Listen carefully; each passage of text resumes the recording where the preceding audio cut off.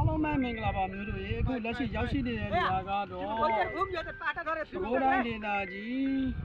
ချူးမြို့နယ်တောင်းသေးရွာဖြစ်ပါတယ်ခင်ဗျပြောင်းသေးရွာဟုတ်ကဲ့ပါခင်ဗျဒါကတော့ကြံခင်းပါဗျကြံခင်းဆိုတာကတော့ကြံဆိုတာတော့ချိုးပါတယ်ချိုးတဲ့ဟာကိုကျွန်တော်တို့ကမချိုးတဲ့ဟာကြီးနဲ့ဖြန်းနေပါတယ်ဘာကြောင့်မချိုးတာကိုချိုးတဲ့ဟာကိုကြိုက်တယ်ဆိုလို့ရှိရင်ကျွန်တော်တို့ဆေးကခါရင်လည်းခါမယ်ချိုးရင်လည်းချိုးမယ်ငံရင်လည်းငံမယ်ဖြစ်ပါတယ်ခင်ဗျာ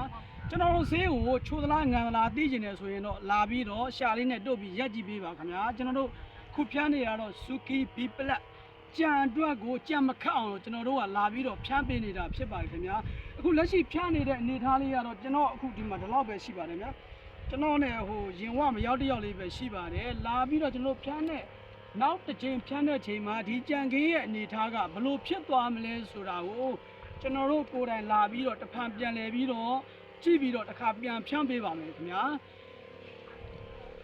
ကြံခင်းနေကြည့်တယ်ပါပဲဒီဘက်မှာအကုန်လုံးကတော့ကြံဆိုင်တဲ့အခင်းတွေကြီးပါပဲဒါကိုကျွန်တော်အနေနဲ့စံပြအနေနဲ့ဆိုပြီးတော့ကျွန်တော်တို့ကဖြန်းမှာဖြစ်ပါတယ်ဗျာဒီတော့လည်းကျွန်တော်တို့ကဆေးကိုလည်းထားခဲ့ပေးပါမယ်အော်ဒါဖြူးမျိုးဆိုတော့ဒါတရားဆက်နဲ့နီးတယ်ကြံနေစိုက်တဲ့နေရာဇေယောက်ဒီတရားဆဲဇေယောက်ဒီကြံဆက်နဲ့လည်းနီးပါတယ်ခင်ဗျာကျွန်တော်တို့ကအဲ့ဒီအတွက်ကိုအထူးတလဲလာရောက်ပြီးတော့ကြံအတွက်ကိုကြံမခတ်အောင်လို့လာပြီးတော့ဖြန်းပေးခြင်းဖြစ်ပါတယ်ခင်ဗျာ Suki B+ ကြံအတွက်ပါခင်ဗျာအားလုံးကိုကျေးဇူးတင်ပါတယ်နောက်တစ်ချိန်မှာပြန်လည်ကြည့်အောင်ဗီဒီယိုလေးကိုပြန်လည်တင်ပေးပါခင်ဗျာကျေးဇူးတင်ပါတယ်ခင်ဗျာ